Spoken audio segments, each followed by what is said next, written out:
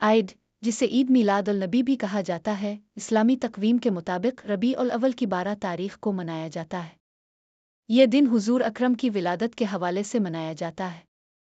مسلمان اس دن کو حضور کی حیات طیبہ، ان کی تعلیمات اور ان کے اخلاق حسنہ کو یاد کرتے ہوئے مناتے ہیں۔ اس دن مسلمان نبی کی شان میں نعتیں پڑھتے ہیں، درود و سلام کا ورد کرتے ہیں اور سیرت النبی پر تقریبات منعقد کی جاتی ہے۔ عید میلاد النبی کا مقصد محبت رسول کو فروغ دینا اور ان کی تعلیمات پر عمل پیرا ہو کر دنیا میں امن و محبت اور بھائی چارے کا پیغام عام کرنا ہے۔ کچھ علاقوں میں میلاد کے جلوس نکالے جاتے ہیں اور گھروں، مساجد اور بازاروں کو روشنیوں اور جھنڈوں سے سجایا جاتا ہے۔ اس دن کی اہمیت کا مقصد نبی کریم کے پیغام کو عام کرنا اور ان کی محبت کو دلوں میں مزید اجاگر کرنا ہے۔ عید میلاد النبی کے حوالے سے کچھ دلچسپ پہلو یہ ہیں کہ اس دن کو مسلمان صدیوں سے نہایت جوش و جذبے کے ساتھ مناتے آ رہے ہیں اور ہر علاقے کی اپنی مخصوص روایات بھی ہے۔ 1. روایتی شیرینی اور لنگر۔ اس دن خصوصی طور پر شیرینی جیسے حلوہ، زردہ اور دیگر لذیذ کھانے تیار کیے جاتے ہیں۔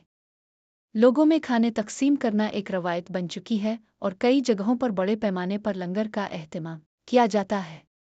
2. جلوس اور چراغاں۔ عید میلاد النبی کے موقع پر میلاد کے جلوس بہت اہمیت رکھتے ہیں۔ ان جلوسوں میں نعت خوانی، درود و سلام اور نبی پاک کی شان میں قصائد پڑھے جاتے ہیں۔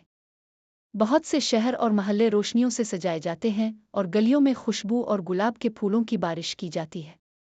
3. عالمی تقریبات۔ دنیا کے مختلف ممالک میں عید میلاد النبی کی تقریبات کا انداز منفرد ہوتا ہے۔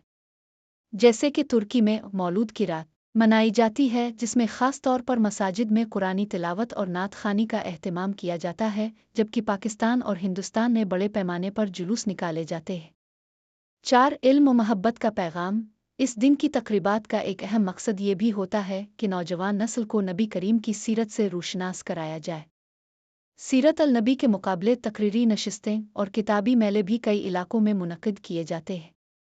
یہ دن جہاں محبت رسول کا مظہر ہوتا ہے، وہیں یہ اتحاد، امن اور بھائی چارے کا پیغام بھی عام کرتا ہے۔